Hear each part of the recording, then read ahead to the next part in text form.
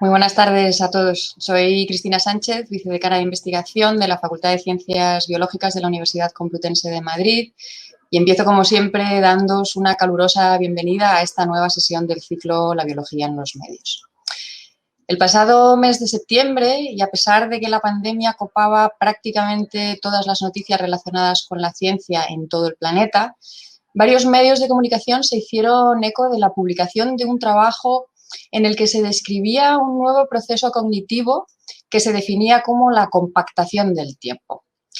En esas noticias se describía este proceso como la estrategia que utiliza nuestro cerebro cuando estamos en una situación dinámica y tenemos que tomar decisiones de forma muy rápida. Cuando, por ejemplo, estamos paseando entre una multitud de personas y tenemos que evitar chocarnos con ellas, o como cuando conducimos y surge un imprevisto y tenemos que reaccionar instantáneamente. La conclusión a la que se ha llegado con este trabajo, y ahí va un spoiler, es que esta estrategia consiste en transformar esa situación dinámica en una foto, en un único fotograma que contiene toda la información necesaria para tomar esas decisiones. Detrás de esta investigación hay investigadores de la Universidad Complutense y más concretamente de nuestra facultad, de la unidad docente de biomatemática del Departamento de Biodiversidad, Ecología y Evolución. Detrás de este trabajo están nuestros compañeros José Antonio Villacorta, Sergio Díez Hermano, Abel Sánchez, Antonio Murciano y Carlos Calvo, que se ha incorporado a nuestro centro hace muy poquitos meses. Es Carlos precisamente el que nos va a hablar hoy de este trabajo con detalle y de las posibles aplicaciones que pueden tener los resultados que han obtenido. Carlos es graduado en Matemáticas por la Universidad Complutense de Madrid y obtuvo el Premio Extraordinario de Grado y Premio al Mejor Expediente Académico de su promoción. Se doctoró en Ingeniería Matemática también por la UCM a finales de 2019, hace bien poquito, como veis. Tras una breve etapa postdoctoral en el Instituto de Ciencias Matemáticas del CSIC, en octubre de 2020 consigue 2 plazas de profesor ayudante doctor. Una en la unidad de biomatemática de nuestra facultad y otra en el Departamento de Matemáticas de la Universidad Autónoma de Madrid. Finalmente decide optar por la primera opción para continuar desarrollando su carrera científica, lo cual ha sido una suerte enorme para nosotros. Su investigación tiene un claro carácter multidisciplinar y sus trabajos son fruto de la colaboración con biólogos, físicos, matemáticos, neurocientíficos y psicólogos. Si me lo permitís, antes de darle la palabra, voy a hacer un apunte más sobre su biografía que a mí personalmente me da muchísima envidia. Y es que Carlos es, además de todo esto, titulado superior en piano y en pedagogía del piano por el Real Conservatorio de Música de Madrid. De hecho, compagina actualmente su labor docente e investigadora con su carrera artística como pianista y director musical en obras de teatro musical y ópera. Muchas gracias, Carlos, por haber apostado por la Complutense. Bienvenido a la que ya es tu casa y cuando quieras tienes la palabra. Bueno, muchas gracias, Cristina, por tu presentación. Gracias a todos por asistir. Bueno, gracias también a la Fundación UCM por hacer posible que esta charla se emita en streaming. Y bueno, voy a compartir pantalla porque tengo una presentación lista. Poco hay que añadir a lo que ya ha dicho Cristina. Voy a tratar de explicaros qué es esto de la compactación del tiempo y por qué decimos clave para la supervivencia humana, porque ha sido un proceso cognitivo fundamental para que la evolución de nuestra especie haya llegado a lo que hoy somos en día. Bueno, la noticia a la que se refería Cristina en la presentación es una noticia de la cual se hizo eco la agencia EFE y otros muchos medios, cuyo titular venía a decir que el cerebro es capaz de prescindir del tiempo para tomar decisiones rápidas. Bueno, en la misma entradilla a la noticia ya se mencionaba que el trabajo había sido publicado en una revista internacional, en el Journal of Advanced Research, y que en ella habían colaborado científicos españoles y rusos. Ya ha mencionado de manera muy adecuada a todos los compañeros de nuestra unidad de biomatemática. Aparte de ellos, en el trabajo también han intervenido investigadores de la Facultad de Matemáticas, investigadores de la Universidad a Distancia, de la UNED, de la Facultad de Psicología y de la Universidad Estatal de Nizhny Novgorod.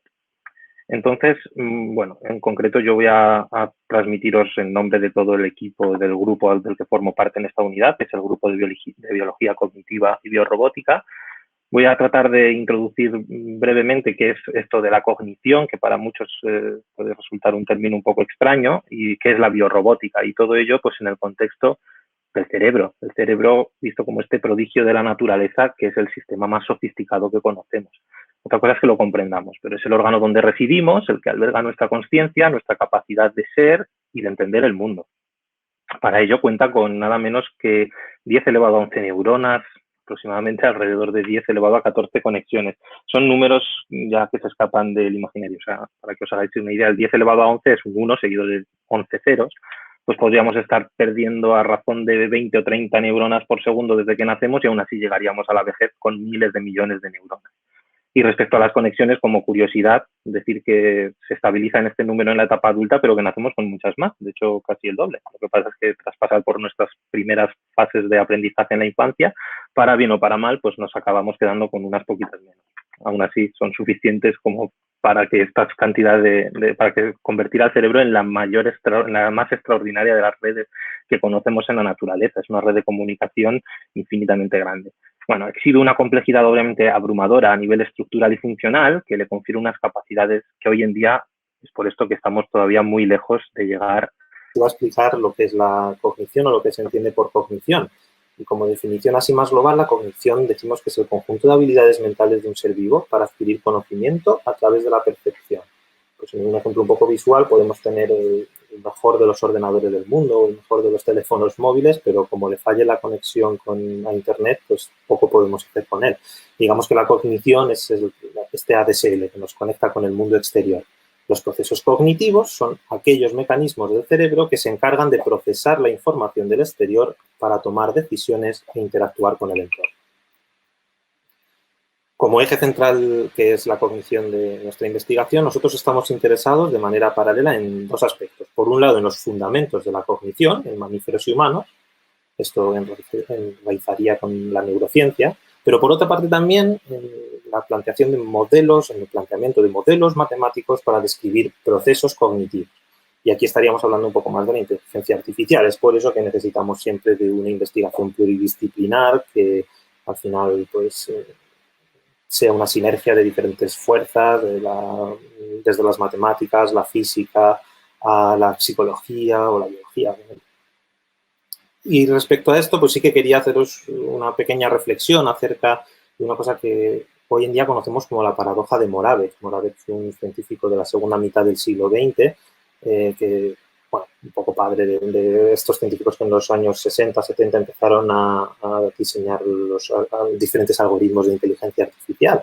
Y viene a decir que hoy en día y ya desde aquellos años éramos capaces de construir computadores o máquinas que eran capaces de ganar a los mejores ajedrecistas del mundo, o un ejemplo mucho más de nuestros días, pues que por 30 euros tenemos un cacharrito que nos permite mantener una conversación con él.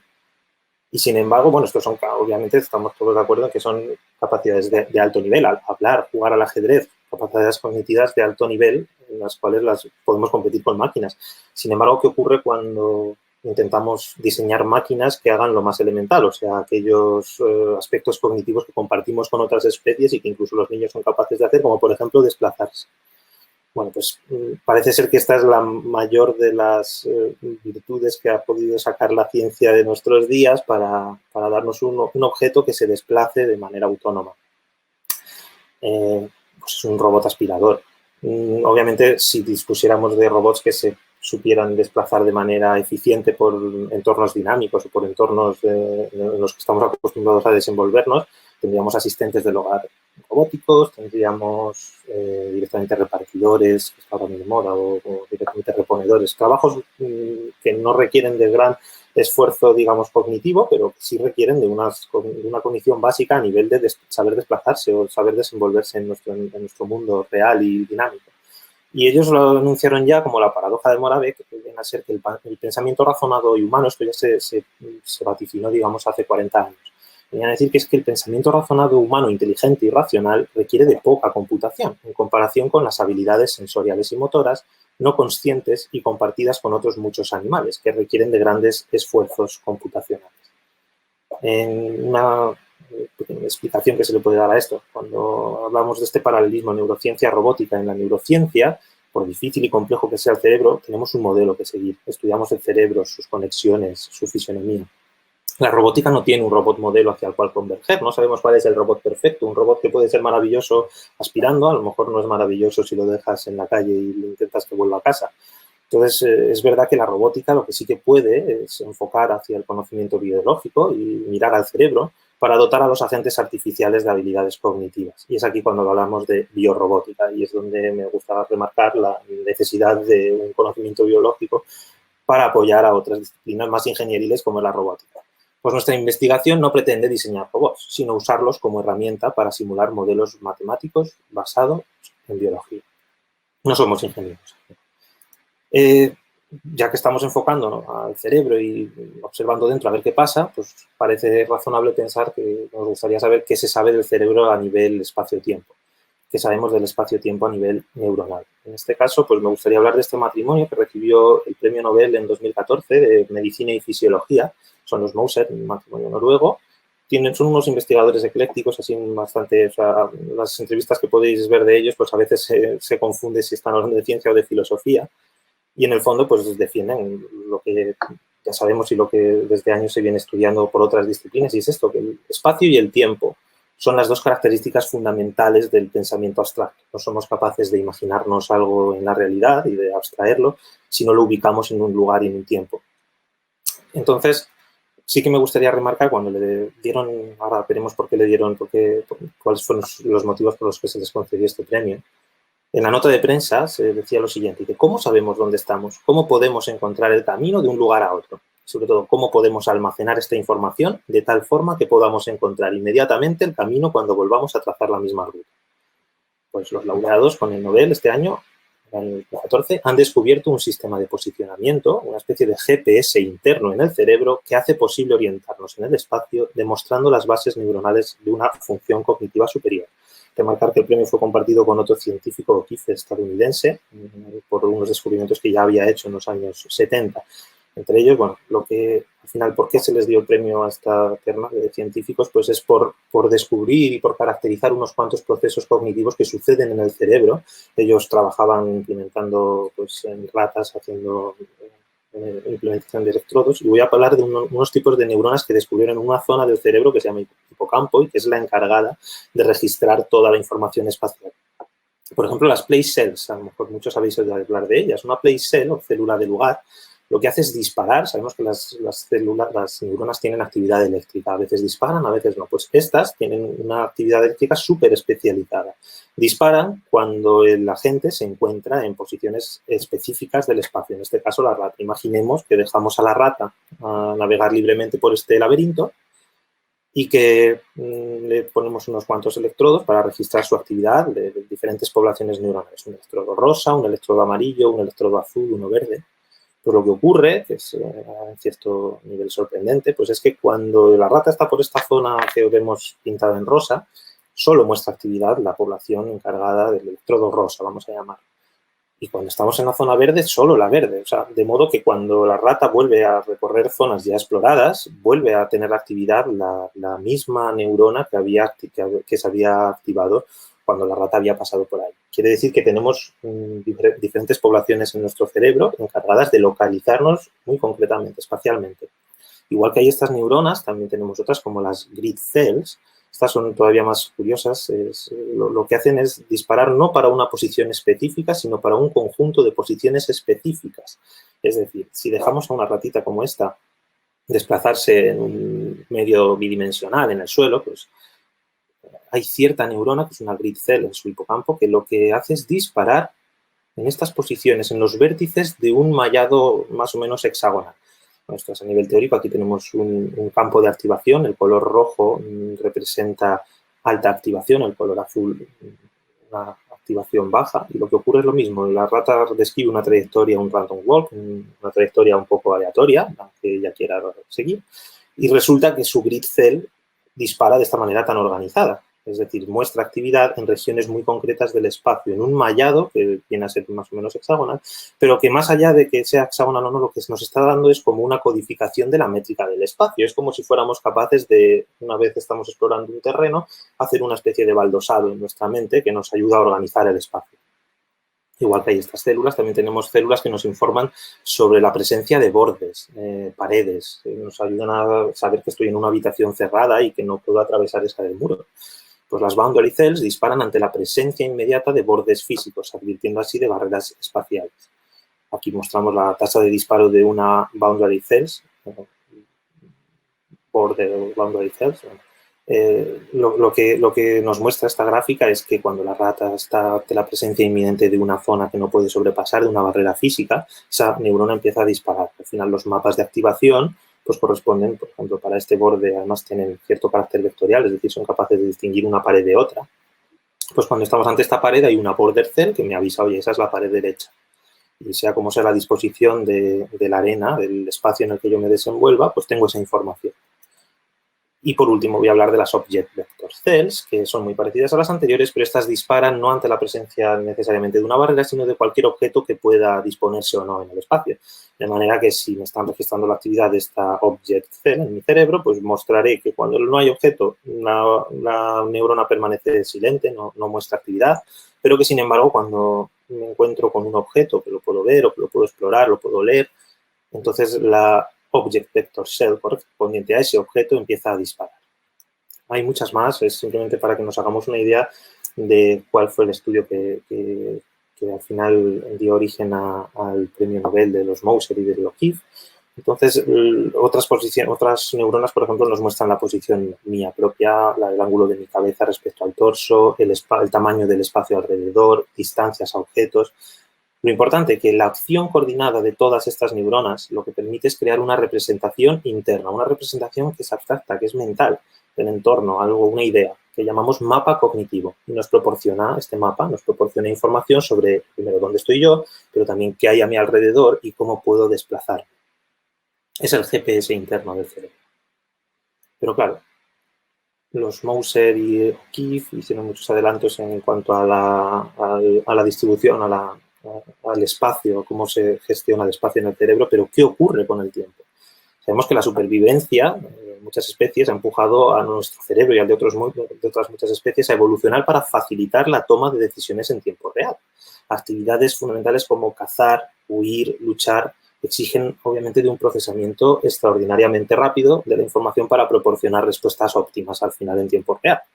Y, de hecho, parece razonable pensar que a medida que la demanda de interacciones con tiempo, de lidiar con incertidumbres introducidas por la dimensión temporal, a medida que esto ha sido más necesario, pues nuestro sistema nervioso se ha desarrollado y ha evolucionado más. O sea, la clave de la formación, podemos decir, del sistema nervioso y en última instancia del cerebro ha sido esta necesidad de tener que lidiar con el tiempo. Un árbol que puede sobrevivir sin necesidad de moverse, no necesita de un cerebro, igual que los organismos unicelulares, pues al final toda la cognición que pueden tener es a través de su membrana celular o pequeños organismos, pero a medida que necesitamos cazar o hemos necesitado a lo largo de nuestra evolución interaccionar, que es lo importante del tiempo, pues mostramos la necesidad de desarrollar algo que se llama sistema nervioso y en última instancia el cerebro. ¿Qué ocurre con el tiempo? Bueno, la dimensión temporal, estamos de acuerdo, introduce una cantidad de información inmanejable, redundante casi en su totalidad. Si yo cojo un vídeo cualquiera que tengo grabado en el móvil, al final cada segundo tengo 30 frames. Y seguramente si muestro estos frames como fotos, pues serán muy parecidos uno a su consecutivo. O sea, que tratarlos por separado parece que no tiene mucho sentido. Sin embargo, en la literatura científica, en general, lo que se ha justificado, la manera en la que se ha justificado los procesos cognitivos involucrados en la dimensión temporal, pues ha sido de una manera como una extensión natural, digamos, de lo estático a lo dinámico. Un poco siguiendo esta foto, ¿no? Pues el espacio sería una foto, el tiempo sería un vídeo en el que puedo concatenar muchas fotos seguidas, replicar los mecanismos espaciales conocidos a lo largo de intervalos de tiempo. Es decir, si yo conozco la idea que se ha seguido, si yo conozco ya los mecanismos espaciales, pues no tengo más que replicarlos en el tiempo y para cada frame es para cada unidad de tiempo en la que me interesa dividir la dimensión temporal, pues voy y cojo un espacio distinto. Esto satura al final, es una cantidad de información inmanejable y es la principal razón por la que los algoritmos de navegación que se implementan en robots pues hoy en día todavía no existen. Nosotros lo que planteamos es un atajo y este atajo, aquí es donde queríamos llegar desde un principio, es la teoría de la compactación del tiempo. Y mi objetivo durante las próximas diapositivas es que entendáis de una manera o a través de ejemplos qué supone, porque la palabra es un poco rara, compactación del tiempo. Llevo tiempo ya haciendo charlas sobre la compactación del tiempo y siempre sorprende un poco. ¿A qué nos referimos con compactar el tiempo? Con este ejemplo yo creo que se va a entender bien. Supongamos que queremos cruzar una carretera por la que se aproxima un coche de izquierda a derecha. Nosotros estamos en la posición de esta gente, este señor azul, y observamos que el coche va a venir y predecimos que va a hacer esto, ¿no? Pues un movimiento natural del coche. Nada extraño, ¿no? Bueno, si nosotros queremos interaccionar con este entorno, por ejemplo, para cruzar hacia la zona de los árboles, podemos considerar un doble proceso. Por un lado, la predicción de los objetos que hay en mi alrededor, en este caso el coche, pues yo veo que el coche viene en esta dirección, pues predigo que va a seguir por la misma dirección, no va a pegar un frenazo. Y por otro lado, tengo la simulación de mis posibles acciones, que esta es la clave. Yo, en un proceso mental, este proceso no existe ahora mismo en la realidad, por eso he cambiado el fondo, es como más onírico y aparece este señor aquí abajo con un cerebro. Puede hacer la siguiente simulación de sus propias acciones, es decir, podría considerar qué pasaría si yo hiciera cada una de estas 4, en este caso he cogido 4 posibles desplazamientos que yo podría seguir en este entorno y como es un proceso mental, no hemos puesto en riesgo a nadie, no es que lo hayan atropellado, simplemente es un proceso que surge en mi imaginación y yo digo, bueno, pues si yo hubiera decidido hacer lo que ha hecho el señor de la izquierda, hubiera producido una colisión en esa zona y así consecutivamente. Bueno, ¿esto qué genera? Esto genera esta especie de salchicha que es como una región de conflicto en este caso, ¿no? Es la región de interacción, la interacción entre mis posibles acciones con la predicción de lo que ocurre fuera de mi entorno, ¿vale? ¿Qué quiere decir esto? Pues, en cierto modo, la situación dinámica que yo iba a presenciar, me puedo anticipar a ella a través de simplemente esta salchicha. Es decir, yo me olvido de todo lo demás y toda esta situación dinámica de un coche pasando frente de mí, cruzando la carretera, queda codificada como la representación interna compacta. Es una representación mental, por eso la llamo interna, y compacta se refiere a que el tiempo se ha compactado en un solo frame, en una sola fotografía, como ya introducía Cristina en la presentación cuando nos hacía un poco de spoiler. O sea, toda la situación dinámica, un vídeo, queda codificado como una representación, como una foto que contiene toda la información necesaria para navegar. ¿En qué sentido? Si yo, por ejemplo, lo que quería era cruzar sin ser atropellado, solo tengo que evitar esa salchicha roja, con mayor o menor riesgo, pero si evito esta salchicha roja, yo consigo llegar a mi objetivo sin ser atropellado. Y para ello solo he usado la información proporcionada por una foto. A grandes rasgos, con un ejemplo así muy trivial, esto es la compactación del tiempo. ¿Cómo modelizar esto en términos matemáticos? Bueno, pues tampoco voy a profundizar, pero solo porque habrá matemáticos que nos estén escuchando, pues el suelo directamente lo voy a suponer como una red discreta, tamaño L por L, L puede ser lo grande que yo quiera, voy a coger y a discretizar el espacio, es decir, una cosa bidimensional, voy a poner puntitos en un mallado como si fuera una red, ¿vale?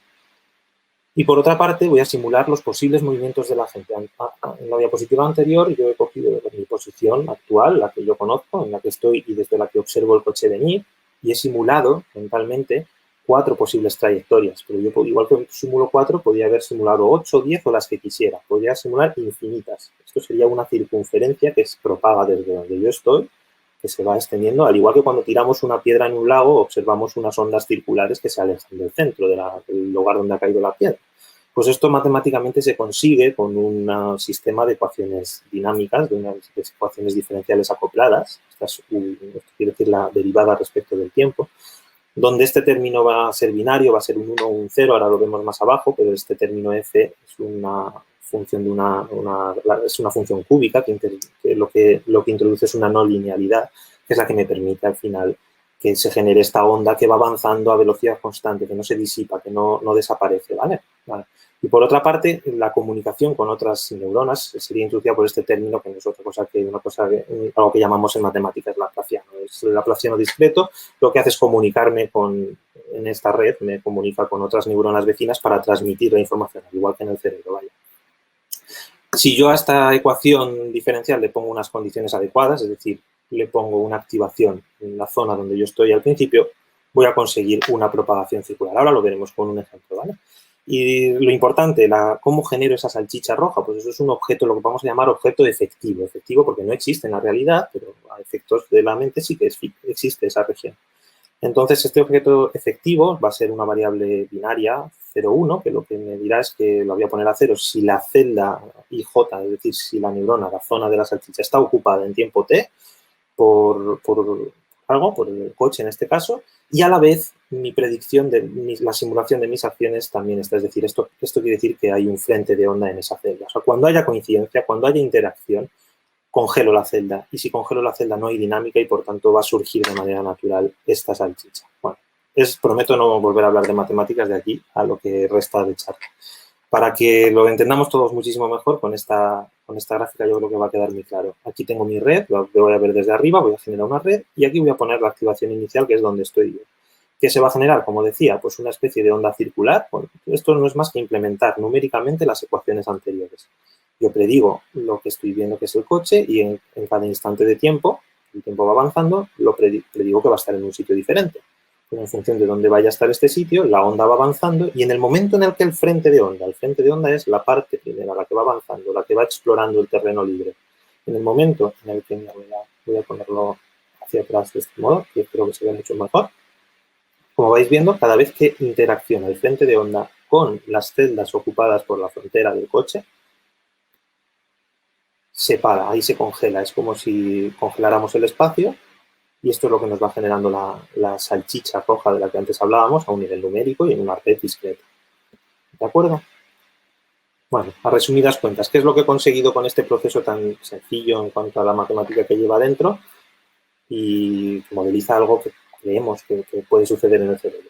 Bueno, pues lo que hemos conseguido es pasar un vídeo, una situación espacio-tiempo, a una situación que solo tiene espacio, es verdad que solo tiene espacio con unas curvas de nivel, estas curvas de nivel que representan. Pues cada circulito de esto lo que debe representar es el lugar geométrico de aquellos puntos a los que yo podría haber alcanzado en una cantidad de pasos. Por ejemplo, en 3 pasos yo podría haber llegado aquí, a esta zona del círculo, pero también aquí abajo. Todo depende de la dirección que yo hubiera tomado. Y para pasar de una curva de nivel a la siguiente, obviamente no es de aquí a aquí, siempre tengo que coger perpendiculares a estas circunferencias.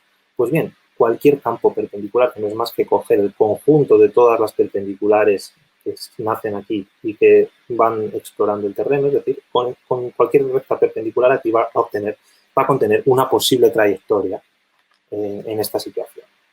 Deciros que compactar el tiempo es algo a lo que estamos más acostumbrados de lo que creemos. Cada vez que vamos a ver algo en Netflix, pues no nos ofrecen queremos ver una serie o una película, no nos ofrecen la película entera. Los responsables de marketing de estas plataformas han tenido que romperse un poco la cabeza y al final pues, nos ofrecen un cartel, nos compactan toda una película en un solo frame.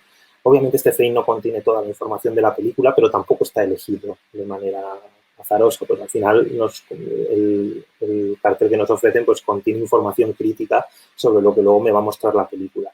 Hay un paralelismo entre lo que hace la compactación del tiempo. ¿Por qué lo hacemos? Pues porque es muchísimo más fácil manejar fotos que manejar vídeos. Lo mismo que es más fácil ofrecer a un público carteles que ofrecer la película completa, porque si no nos volveríamos locos.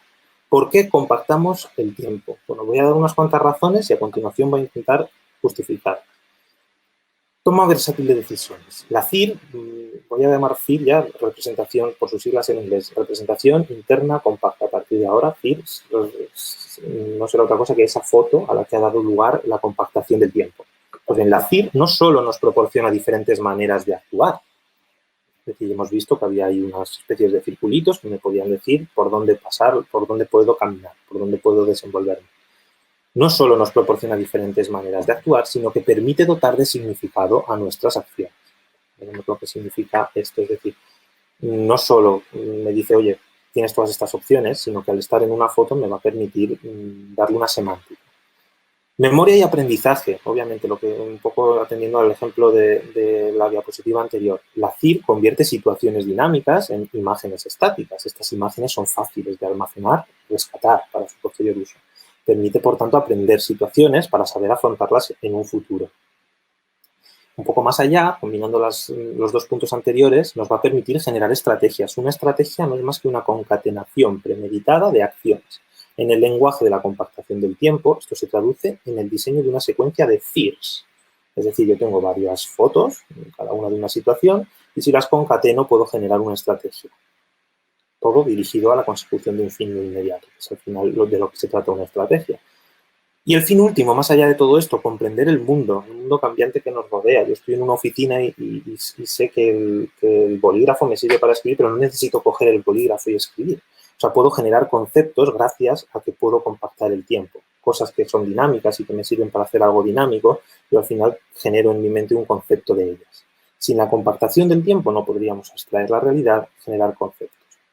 Bueno, respecto a la toma de decisiones, vuelvo a la CIR del caso del coche. Recordemos que esta salchichilla que sale aquí no es más que una representación de las interacciones, de lo que yo podría hacer con lo que creo que va a hacer el resto de cosas que hay en el entorno.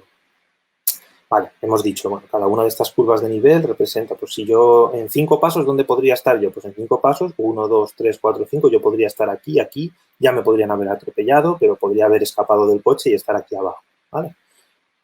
Obviamente, decía antes, cualquier línea que yo trace perpendicular a este campo de curvas, si yo cojo por aquí, por ejemplo, una recta, pues ya está, esto es una trayectoria viable, igual que si cojo por aquí una recta.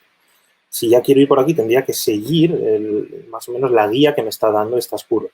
Las curvas me dicen una manera de cómo debo navegar.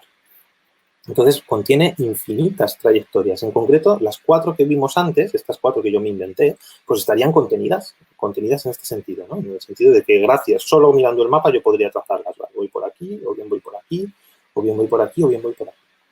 Cuando vimos este vídeo, seguro que algunos sufristeis por los 2 pobres peatones estos que, aunque fueran ficticios, han estado a punto de ser atropellados, ¿no? Bueno, eso quiere decir que yo puedo imprimir una semántica dentro de todo esto. Es decir, yo no solo tengo 4 trayectorias, sino que son 4 trayectorias distintas. Por ejemplo, a nivel de riesgo, estas trayectorias tendrían un riesgo alto en una escala de riesgo, una escala ficticia, esto es totalmente bueno. Y estas de atrás pues tendrían un riesgo bajo, igual que le tendría el escapar del coche. O sea, que en cierto modo yo estoy imprimiendo semántica.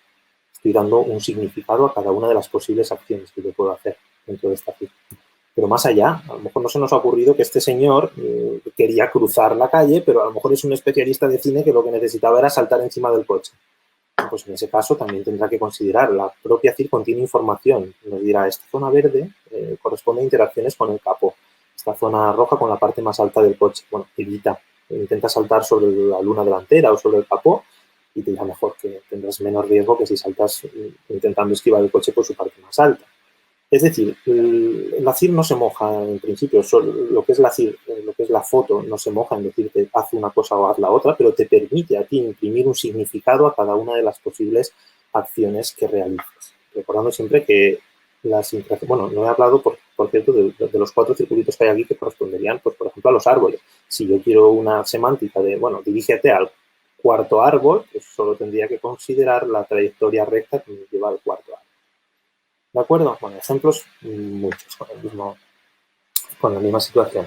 Memoria y aprendizaje, decíamos, son fotos. Bueno, pues si nos imaginamos el cerebro, con la memoria en este caso, como una especie de archivador, pues yo puedo guardar mucho mejor estas fotos que contienen toda la información necesaria y ya veré si en un futuro la utilizo. Si en un futuro la utilizo, querrá decir que he aprendido de la experiencia, que el proceso de la CIR me ha generado una memoria y, por tanto, un posible aprendizaje. Y en esto, pues sí que querría enseñaros algún ejemplo de cómo lo hemos aplicado nosotros. Volviendo al anterior, decíamos, tenemos robots, no somos ingenieros, pero queremos usar los robots para saber si tiene sentido lo que estamos afirmando que ocurre en el cerebro. Bien, pues este robot es un robot en un laboratorio que está en la Facultad de Cine, en la Facultad de Matemáticas, y como veis, bueno, el objetivo aquí es llegar a la línea azul. Y hemos dispuesto un montón de obstáculos, naranjas, alrededor. De momento son obstáculos estáticos, no pasa nada, no hay que hacer ninguna predicción para que el ejemplo sea lo más sencillo posible. ¿Qué pasaría? Bueno, sabemos que nuestra CIR funciona sea estático o sea dinámico. Si la situación es estática, pues me ahorro el tener que predecir dónde van a estar las cosas, pero puedo lanzar de nuevo la onda y esta onda le dice al robot, mira, vete por aquí que hay vía libre. Pero ¿qué ocurre si algo cambia de repente de manera repentina? El robot se da cuenta y a lo mejor si ha estado bien entrenado o si ya está acostumbrado a navegar en este entorno, solo tiene que acudir a su cajón de CIRs, de representaciones, y escoger la que más le convenga en cada momento. Dice, bueno, esto ya lo aprendí en su día. En tiempo real puedo cambiar mi decisión, no necesito generar una nueva CIR para resolver la situación. ¿Me has cerrado por aquí el espacio? Pues no te preocupes que tengo soluciones para ir por otro lado. Va a versatilidad. La CIR, la representación interna compacta, nos genera esta posibilidad de rescatar cosas de la memoria, de aprender a partir de la experiencia. Si no tuviéramos esta posibilidad, quizá estas situaciones serían irresolubles en el mundo de los robots. A ver, cambio por completo. Ya no son robots grandes en el suelo, estos son unos robots chiquititos, son 4 robots. Los hemos programado, 2 van a ser obstáculos, van a jugar el papel de obstáculos, estos 2 negros. Target, objetivo, es decir, aquel sitio donde me quiero dirigir. Y nuestro agente cognitivo es este de aquí, ¿vale? Tarea, queremos llegar hasta aquí evitando estos obstáculos que van a ser móviles. Es decir, yo supongo, esta es la situación inicial que observo, he congelado el tiempo para explicaroslo a vosotros, pero este robot va a observar esta situación. Este robot se mueve en esta dirección, este robot se mueve en esta otra.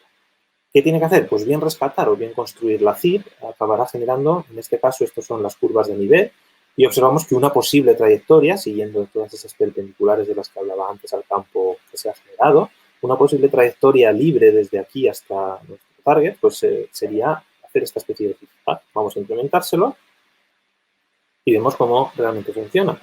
Una foto contiene una información útil para resolver una situación que era dinámica, que tenía tiempo.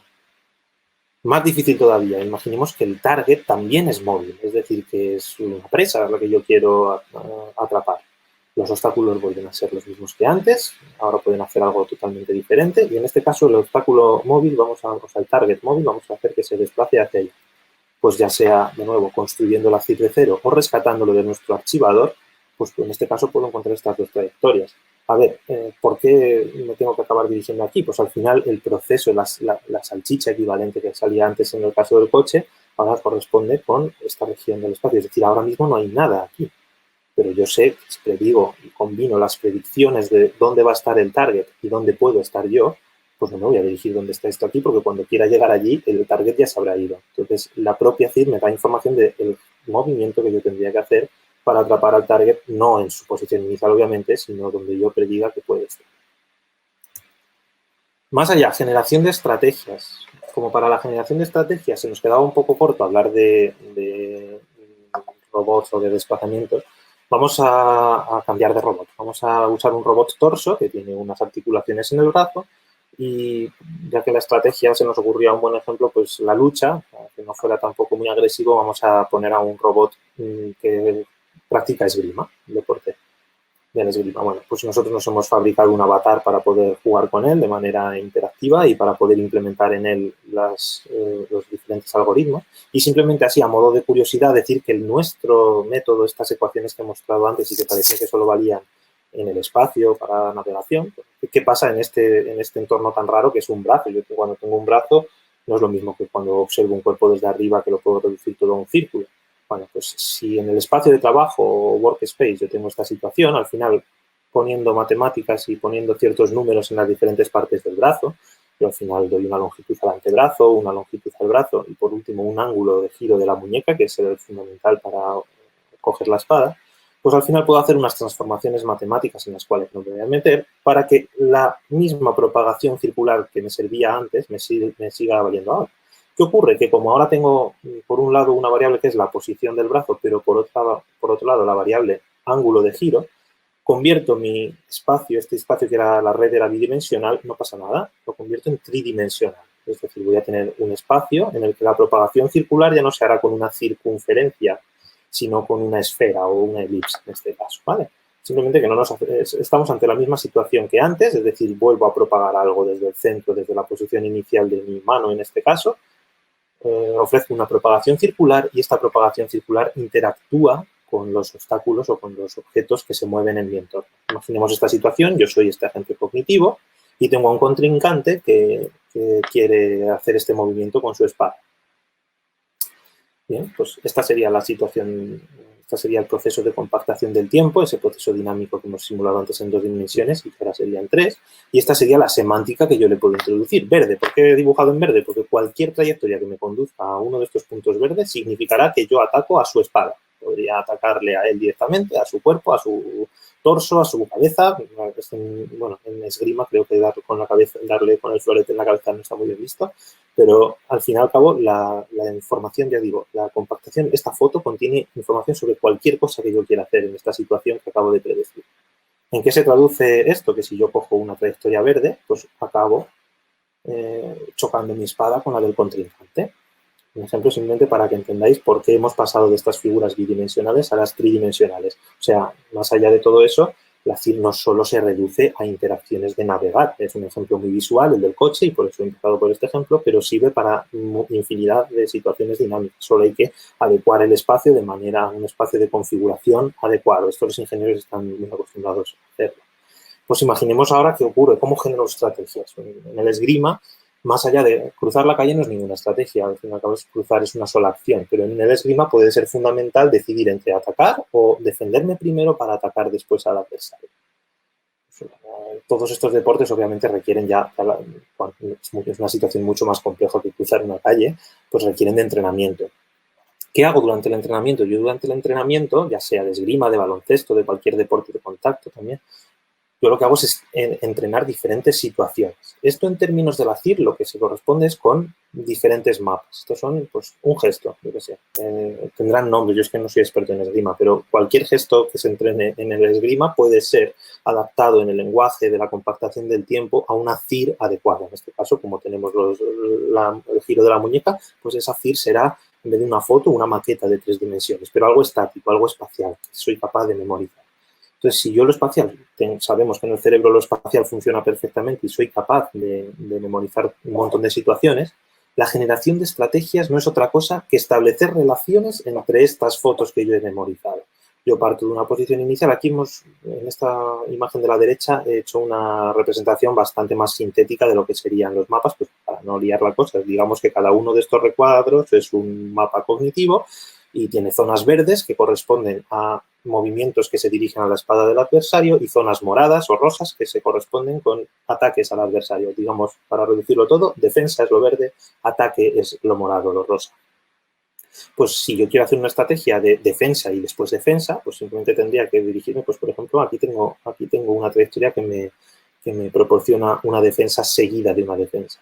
Lo importante es que en la CIR, la primera CIR, que es la que yo generaría de manera inmediata, me ha proporcionado información de dónde acabaría la situación. Es decir, si me dirijo aquí, como hemos visto antes en el vídeo, yo atacaría la espada de mi contrincante, ¿no? Si yo me dirijo aquí, a lo mejor atacaría el torso de mi contrincante.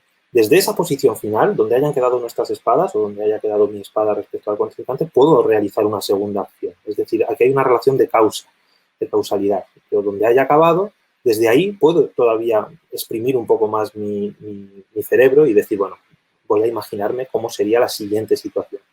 Pues me permite concatenar acciones. Más allá de construirlas en el momento, como he dicho, todo esto se entrena. Es por eso que aprender a jugar al tenis o aprender a jugar al esgrima requiere de entrenamiento. No me vale tomar decisiones así de repente improvisadas. Entonces, gracias a que la CIR permite memoria, permite aprendizaje, yo todas estas acciones las puedo tener guardadas, igual que el robot cambiaba de decisión rápido cuando yo le movía los obstáculos, pues dejo de improvisar y soy más consciente del trabajo que hago simplemente rescatando CIRs de mi memoria. Se me ha ocurrido, por ejemplo, esto es un artículo que publicamos hace un par de años, pues 3 posibles, igual que antes decíamos, riesgo alto, riesgo bajo. Pues a lo mejor en el esgrima se nos podrían ocurrir otras características tales como la inminencia. La inminencia sería lo rápido que yo pueda hacer para llegar a las zonas que están más oscuras, quiere decir que son muy inminentes, y las zonas claras poco inminentes. Lo mismo para la letalidad, la versatilidad. Diferentes características las que se os ocurran. Esto es la semántica que yo le proporcione a la situación dinámica, en este caso, jugar al esgrima. Pues poniendo este ejemplo que decía antes de de defensa, ir a lo verde, y después ataque, pues a lo mejor se me ocurriría usar a 2 pasos vista. Es decir, desde el principio voy a decir, voy a defenderme, voy a parar la espada de este contrincante y desde donde haya quedado esta situación, yo ya tengo aprendida otra diferente que es ataque y las traigo de mi cerebro. Al final, ¿qué me queda? Bueno, pues esto es un ejemplo cualquiera. Puesto a cámara lenta sería algo equivalente a esto. Con nuestro avatar, el robot móvil, pues quedaría que si decido hacer una estrategia de defensa y después de ataque, pues solo tendría que coger las CIRs adecuadas, las trayectorias que me diga, según lo que esté buscando, las trayectorias más adecuadas y al final se convierte en esta situación. Bueno, con todo esto he intentado, por un lado, justificar cuáles son las ventajas de compactar el tiempo y, por otro lado, antes de todo, pues explicar qué es esto de la compactación del tiempo. Pero falta una pregunta fundamental, que es, ¿existe la compactación del tiempo? ¿Existe realmente en humanos? Pues aquí es donde interviene esta publicación de la que hablaba al principio, que fue la que saltó a los medios el pasado otoño. Fue un trabajo que hemos llevado a cabo durante años, es un experimento comportamental en humanos, en el que hemos tratado de probar la existencia de la compactación del tiempo en humanos y obviamente pues hemos tenido éxito y lo hemos conseguido. El experimento se basaba en descubrir una regla de asociación. Los participantes debían relacionar estímulos visuales presentados por pantalla con dos teclas diferentes y encontrar mediante ensayo-error la regla implícita. Es decir, para comprobar la compactación del tiempo en humanos no podemos meter electrodos en el cerebro de ningún humano. Hemos tratado de hacerlo de manera indirecta, es decir, a través de un juego. Se contó con más de 400 participantes voluntarios que se enfrentaron a un juego virtual en pantalla, pues parecido a lo que cuando vamos a hacer los psicotécnicos de conducir. A los participantes se les mostraban unos estímulos visuales por la pantalla y se les pedía simplemente que encontraran una regla de asociación. Había ciertas fotos o vídeos que estaban relacionados con un botón y otros que estaban relacionados con otro botón. Y a través del ensayo-error tenían que descubrir esta regla que estaba oculta para ellos. Pues simplemente decir que había dos fases, una estática y otra dinámica, y que a los participantes los dividimos en tres grupos. Algunos los favorecimos, a otros los perjudicamos y luego usamos un grupo de control en el que ni favorecimos ni perjudicamos. Este tipo de estímulos eran los que se les mostraba por pantalla. Aquí veis, es una pantalla blanca por completo, lo repito varias veces. Bueno, había varios, no eran todos del mismo, pero este era clave, porque voy a tratar de explicar dónde estaba el vínculo, por qué con este experimento conseguimos demostrar la compactación del tiempo. Bueno, a ellos nunca le hablamos de toda la charla que yo os he dado ahora, pero a lo mejor vosotros que ya estáis un poco sesgados, sabéis que estas dos bolitas, pues parece que van a chocar en esta zona. ¿Qué quiere decir? Que esto morado sería la representación interna compacta de la situación dinámica que he mostrado antes. Es decir, vuelvo otra vez, un vídeo que traduce en una foto, que es esta de aquí. Pues, ¿qué pasaba? Que en los grupos favorecido y perjudicado, como hemos dicho, había dos fases en el experimento. Primero siempre iba la estática, después siempre iba la dinámica. Pues a los favorecidos y perjudicados, en cierto modo, se les había mostrado en la fase estática, que es la primera, era muy sencilla. La fase estática era mostrar unas fotos y acabar todo el mundo acababa resolviendo cuál era la regla. Pues hay que, cuando sale esta foto, pulso una tecla. Cuando sale la otra, pulso otra tecla. Pues a los favorecidos, como digo, y a los perjudicados, en la fase estática se les mostró este estímulo. Y en la dinámica, obviamente, a todos se les mostraba este de las dos bolas que van a colisionar. Pues que la idea que teníamos en mente era, bueno, si realmente existe la CIR en el cerebro, deberíamos ser capaces de relacionar de algún modo esta situación de la fase 1, que sería cuando el estímulo estático que percibe el participante es tan simple, con esta otra, que es cuando el estímulo dinámico converge en una CIR que se corresponde con el estímulo estático que se les mostró antes. ¿Y qué obtuvimos? Bueno, pues aquí en esta gráfica, esta es la gráfica un poco estrella del paper, es una gráfica que muestra en el eje horizontal mostramos diferentes trials, es decir, intentos, esto era un ensayo-error, pues cada uno de los intentos que tenían los participantes para acabar descubriendo la regla implícita. Obviamente es de esperar que si alguien aprende, o sea, lo que mostramos en el eje, no lo he dicho, en el eje vertical es el porcentaje, el success rate, la tasa de acierto, es decir, mostramos un promedio de cuánta gente acertó, es decir, dio a la tecla correcto y no a la falsa. Obviamente al principio tenéis que observar, al principio como esto es un sí o no, solo había dos teclas, pues la probabilidad de acertar la primera ronda era un 50%, es por eso que todas las gráficas nacen más o menos del 0,5. Para hacer un estudio estadístico, pues la mitad del primer intento fallaba y la otra mitad, por suerte, por chiripa, acertaba. A medida que iban pasando los trials, cada vez había más aciertos porque la gente iba descubriendo.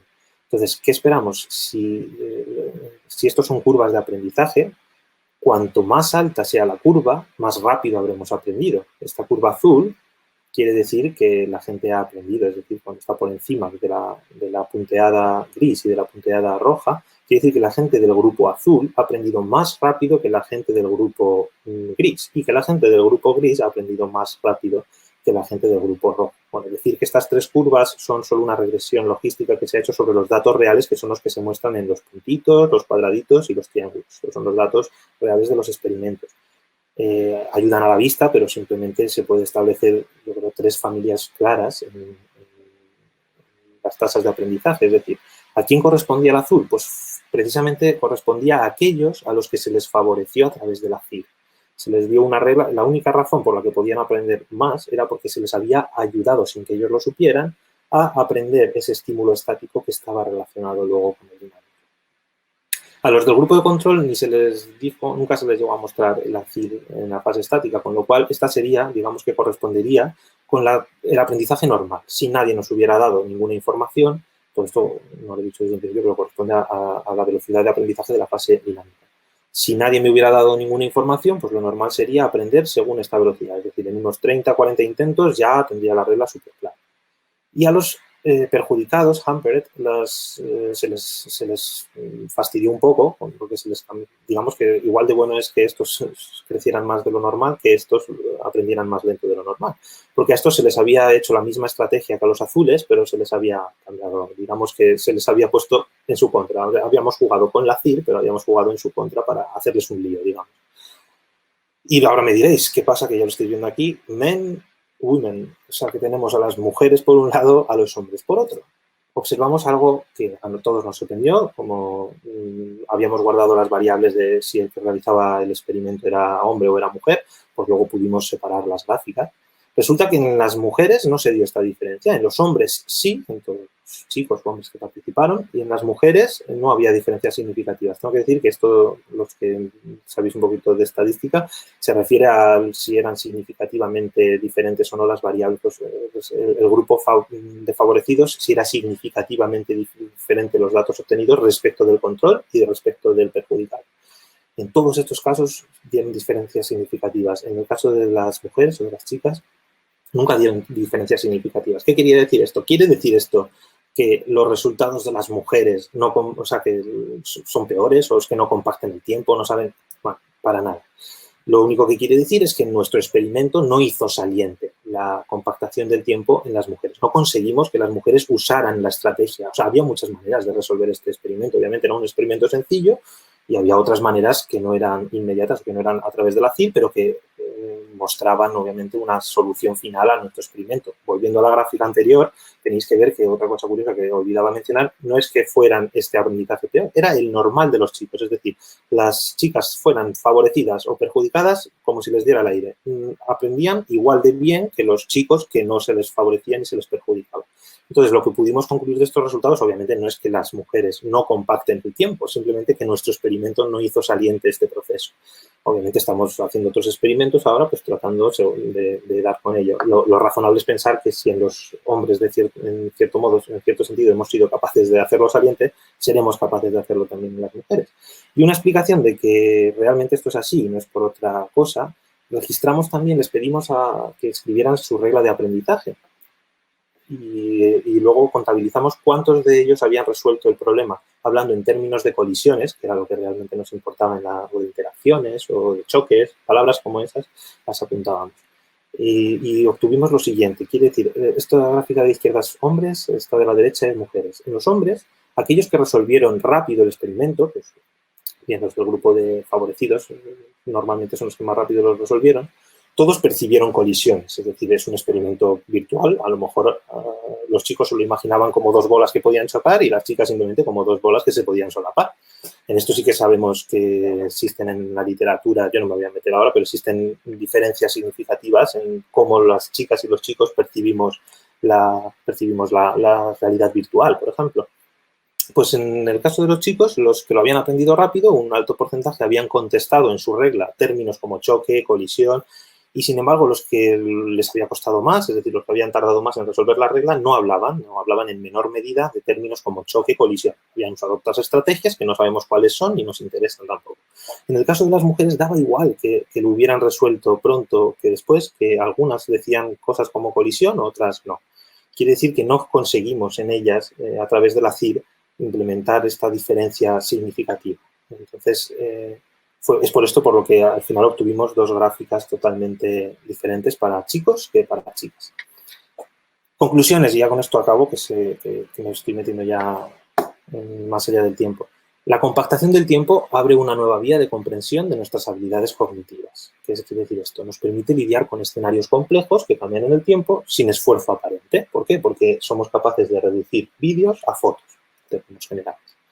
La CIR, la representación interna compacta, extrae la mínima información crítica necesaria para afrontar una situación dinámica, esta salchicha de la que hablábamos en el ejemplo. Diferentes situaciones pueden así ser memorizadas, evaluadas y contempladas a la hora de tomar decisiones en tiempo real, un requisito imprescindible para asegurar nuestra supervivencia. ¿Qué quiere decir esto? Que la compactación del tiempo es coherente con que hayamos tenido que desarrollar unas estrategias, en este caso usar representaciones internas compactas, para poder sobrevivir en un mundo dinámico en el que teníamos que tomar decisiones en tiempo real, cambiantes, que no hay otra manera de explicar.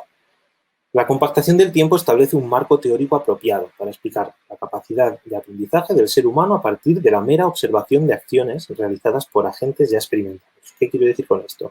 No hace falta, en cierto modo, a través de la observación, yo puedo hacerme una abstracción de lo que acabo de ver, es decir, puedo imitar, por ejemplo, aprender a jugar al tenis imitando movimientos de un maestro, de un profesor. Cuando yo observo lo que él hace, yo abstraigo en mi mente, le quito la componente temporal, soy capaz de aprender estas situaciones sin necesidad explícita de que yo esté realizando esa misma acción. Entonces, nos permite abstraer el mundo, adquirir un conocimiento en base a abstracciones. Esto es la base de la cognición. Cuando definí el principio de cognición, esto era cognición, ser capaces de obtener abstracciones mentales del mundo exterior real. Y por último, la compactación del tiempo explicaría, esto ya es un poco más allá, cómo el cerebro no necesita desarrollar nuevos mecanismos neuronales para afrontar situaciones que cambian con el tiempo. Podríamos emplear los mismos responsables del procesamiento de entornos estáticos y generalizaríamos así los mapas cognitivos, que son meramente espaciales y son de los que hablaron los Moser cuando se les concedió el Premio Nobel 2014.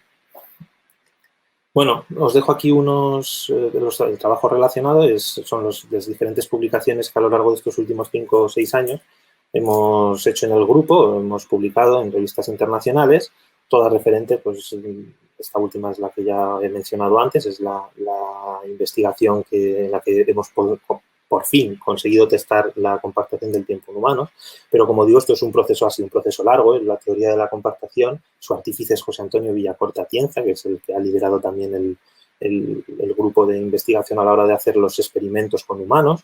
Pues llevábamos ya, yo menos porque me he incorporado más tarde, pero entre ellos llevaban 10 años investigando en este sentido. ¿Cómo? Pues bueno, primero estableciendo las bases teóricas en los artículos más antiguos, pero también haciendo tests en robots. Por eso tenemos todas estas simulaciones que han sido realmente parte también de mi tesis. Las simulaciones con robots en tiempo real, robots que navegan, robots manipuladores. Bueno, y nada más. Esto es todo. Pues muchas gracias. Muchas gracias a ti, Carlos. Qué interesante. Déjame empezar dándoos la enhorabuena a todos por el trabajo.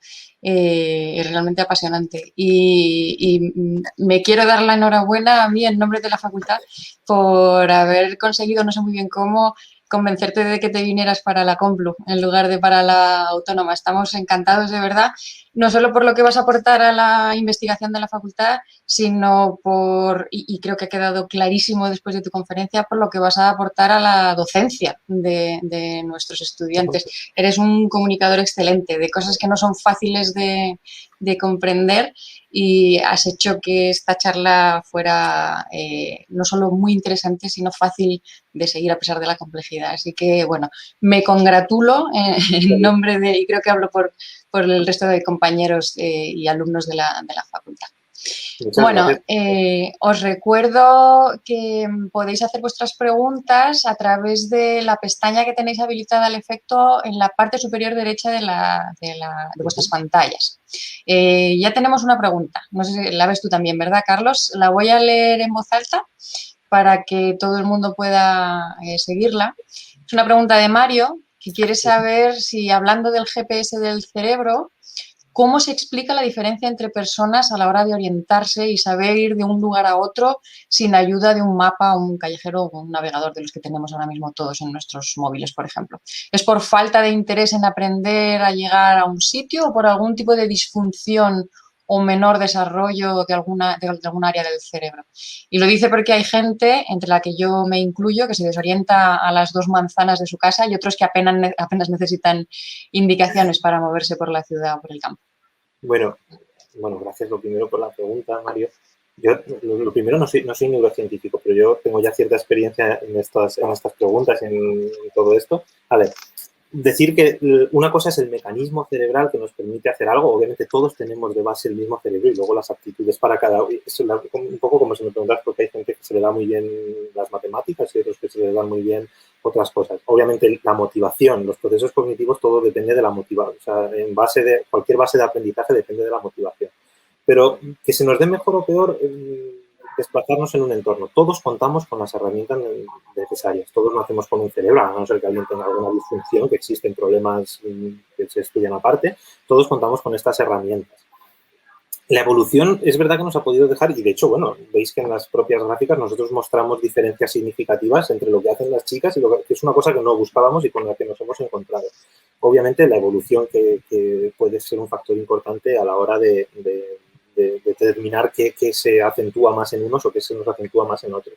Pero si la pregunta es simplemente por qué nos desplazamos mejor unos que otros, yo entiendo que todo esto es debido al aprendizaje y entrenamiento. O sea, la CIR nos da estas herramientas para aprender pero obviamente no es lo mismo. Es como los pajarillos que están en una jaula no van a poder desarrollar, por mucho que tengan de raíz estas herramientas biológicas. Si luego no existe este proceso mental o este proceso de entrenamiento en el cual yo voy registrando en mi archivador diferentes CIRs, obviamente estos pajarillos no van a tener, y muchas veces salen, ¿no? Todos sabemos que un pájaro que ha vivido toda la vida con nosotros sale al entorno y a lo mejor no es capaz de sobrevivir. La evolución nos ha llevado hasta donde están, son pájaros, tienen alas, tienen cerebro, pero todo depende del entrenamiento. Es la misma pregunta, obviamente, un deportista va a desarrollar yo, si me pones ahora a jugar o a hacer esgrima, pues no tendré ni idea, ni ser un paquete. Pero si me entreno, pues todas estas imágenes que yo puedo ir almacenando en mi archivador me darán la posibilidad de ser un excelente. Al final todos creemos que todos somos iguales y que partimos con la misma, venimos de serie igualmente. Entonces, bueno, pero sería interesante estudiarlo. Obviamente yo estoy hablando así, esto ya es un poco de hablar por lo que yo puedo creer, no te puedo dar argumentos científicos de que esto sea realmente como estoy diciendo. Pero yo entiendo que es totalmente coherente, que no quiere una cosa es que todos que dispongamos de estas herramientas y otra que todos las sepamos usar con la misma sutileza, con el mismo salero. Yo tengo unas cuantas preguntas apuntadas aquí que te voy a ir lanzando hasta que se anime alguien más de la audiencia. Y una de ellas tiene que ver con algo que acabas de mencionar. De tu charla deduzco que los reflejos, lo que llamamos reflejos, tiene mucho que ver con el entrenamiento para generar estos CIRs. Corrígeme si me equivoco. Pero los comportamientos reflejos, esto claro, seguro que cualquier biólogo lo va a decir mejor que yo. Yo soy al fin y al cabo un simple matemático, pero yo diría, o sea, los reflejos son algo que no se puede entrenar y esto también entiendo como reflejo, es algo que va por otra parte, ¿no? Es verdad que siempre esto ha surgido ya más veces, lo que acabamos es teniendo un comportamiento reflejo cuando ya somos capaces de adquirir esta experiencia y luego o sea, exhibirla. Al fin y al cabo, cuando ya hemos aprendido algo, lo hacemos de manera refleja, de manera autónoma. Cuando alguien está jugando al tenis, casi de manera refleja, responde a un saque, por mucho que la velocidad de la pelota sea 150 kilómetros por hora. Pero no creo que esto quiera decir que sea un reflejo. Si fuera un reflejo, lo traeríamos de serie y responderíamos ante él. Entonces, esto yo se lo dejaría a algún biólogo, seguro que lo sabrá mejor que yo. Pero diría que los actos reflejos necesitan venir de serie. Es como cuando a mí me das, ¿no?, la pupila que se contrae o se dilata, o cuando me das en la rodilla y hago un acto reflejo. No es algo, los reflejos, bajo lo que yo tengo entendido, no es algo que se pueda entrenar o algo que se pueda. Sin embargo, la CIR, aunque es verdad que al final, cuando acabas aprendiendo esta imagen, la puedes extraer en una cantidad, en un intervalo infinitésimo de tiempo, pero al final no es un acto reflejo porque no hemos venido equipado con ello. Ha habido que aprenderlo. Vale. Existe ese paralelismo. Entendido. Déjame entonces replantearte la pregunta. No hablamos de reflejos, sino vamos a hablar de capacidad de reacción. Sí. Esto sí que es entrenable, entiendo, y esto sí que tiene que ver con la capacidad de generar estos... Mira, el ejemplo que te he puesto precisamente de tenis es porque muchas veces ya no... O sea, si el tiempo de reacción en un ser humano más o menos es de un cuarto de segundo. 250.000, o se puede entrenar también el tiempo de reacción para que sea más bajo. Pero estamos hablando de que desde que yo recibo un estímulo hasta que puedo actuar, tiene que pasar un tiempo, y es un tiempo que en términos es bastante grande. O sea, un cuarto de segundo puede parecer poco, pero es mucho tiempo. Sin embargo, cuando Nadal responde a un saque de una pelota que le da su adversario, el tiempo, si echáis la cuenta, una cuenta sencilla a la velocidad a la que va la pelota, desde que sale de la raqueta hasta que yo tengo tiempo que responder, no pasa ni siquiera un cuarto de segundo. Y sin embargo, él es capaz de devolver ese saque. Eso quiere decir que él ha compactado muchas veces esta situación en su imaginario, y que solo con ver la situación inicial que va a venir, pues la forma, hay miles de aspectos que se nos escapan a nosotros que no somos expertos, pero cualquier sutileza se convierte en que él decide ir hacia allá y no hacia allá.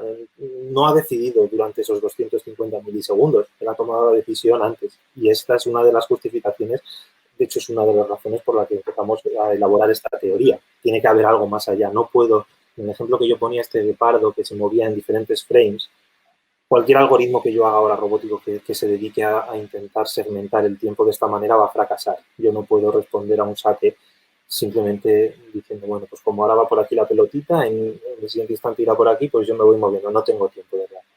Entonces, sí, si me replanteas así la pregunta, ahí sí que está muy... Exactamente. El tiempo de reacción es fundamental, que se entrene a través de la FIT.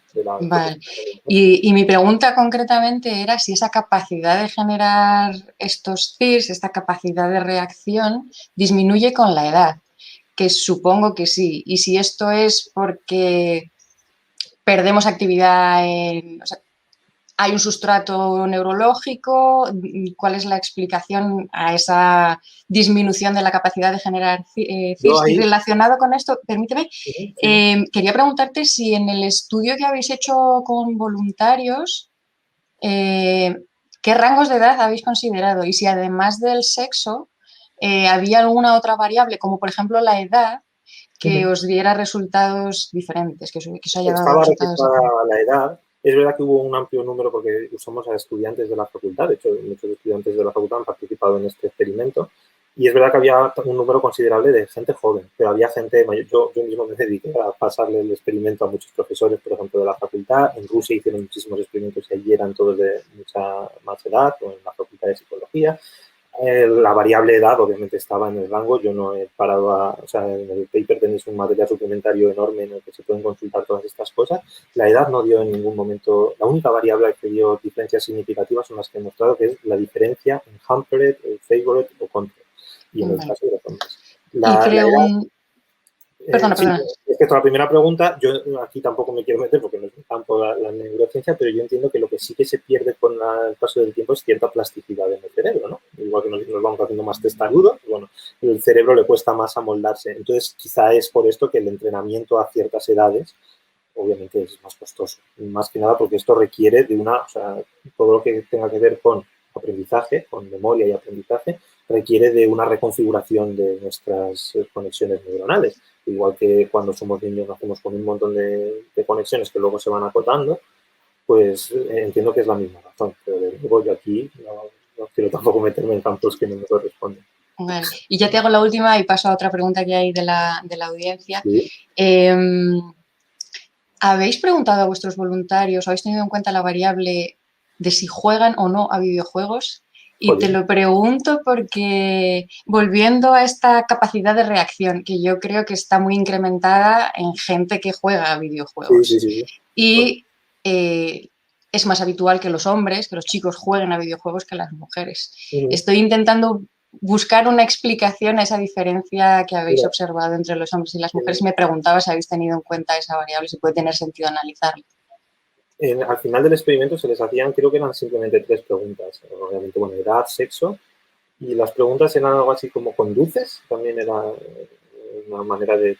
Y la otra era ¿juegas a videojuegos? Era una pregunta que les hicimos. No encontramos diferencias significativas entre jugar a videojuegos.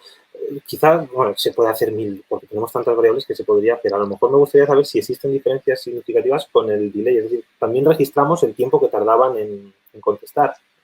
Ahí sí que existían diferencias, hay una gráfica, pero no quería tampoco rellenar esto de gráficas en el propio paper, en el que establecemos las diferencias por grupos, entre los favorecidos y los perjudicados, y los del grupo de control, en el tiempo de respuesta, en el tiempo de reacción. No es que nos interesara, obviamente tenían un tiempo limitado para contestar, no podían pensar, o sea, era una respuesta, buscábamos una respuesta irracional, inmediata, sin que nadie le diera tiempo a apuntar en ningún papel. O sea, tenía que ser todo pero sí que registramos también el tiempo de reacción. Lo que no te sé decir ahora, creo que esto no lo hemos hecho. Y si no, pues que me corrija a ver, que también sabe, es que aquí hemos trabajado mucha gente en este proyecto.